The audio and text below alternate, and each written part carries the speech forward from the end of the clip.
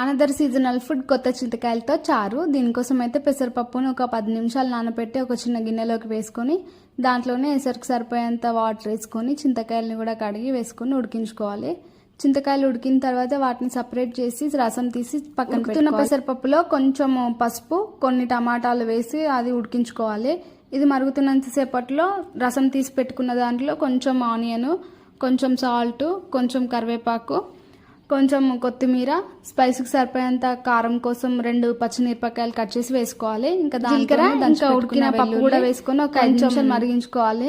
ఇంకా అంతే, తాలింపు వేసుకుంటే పెసరపప్పుతో కొత్త చింతకాయల చారు అయితే రెడీ అయినట్లే. తాలింపు కోసం ఒక చిన్న గిన్నెలో ఆయిల్ వేసుకొని ఒక 2 ఎండుమిర్చీలు, కొంచెం ఆవాలు, కొంచెం కరివేపాకు, అట్లనే దంచి పెట్టుకున్న వెల్లుల్లి, కొంచెం పసుపు వేసుకొని మరిగించుకున్న పెసరపప్పు చారులో వేసుకుంటే వేడివేడిగా పెసరపప్పు కొత్త చింతకాయలతో చారు అయితే రెడీ అయినట్లే. మీరు కూడా ట్రై చేసి ఎట్లుందో కామెంట్ చేయండి. వీడియో నచ్చితే ఒక లైక్ చేయండి. అంతే, ఇంకా వీడియో బాయ్ బాయ్.